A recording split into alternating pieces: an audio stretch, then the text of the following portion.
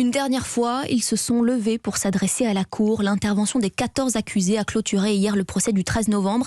Ils ont tantôt présenté leurs excuses, tantôt clamé leur innocence. « Je ne suis pas un assassin », s'est défendu Salah Abdeslam, le dernier à prendre la parole.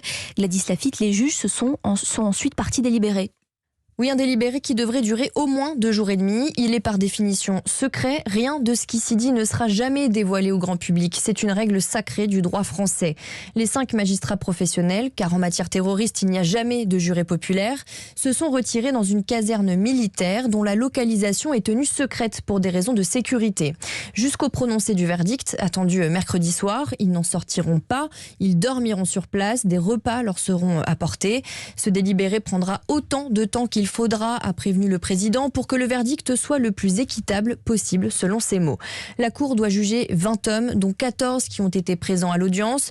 Les magistrats devront répondre à de nombreuses questions sur la culpabilité des accusés et bien sûr sur la peine qui doit être prononcée. Tout cela devra être motivé et lu en audience publique mercredi soir donc. Ensuite, les accusés et le parquet national antiterroriste auront 10 jours pour faire appel de la décision. Gladys Lafitte du service police-justice d'Europe 1.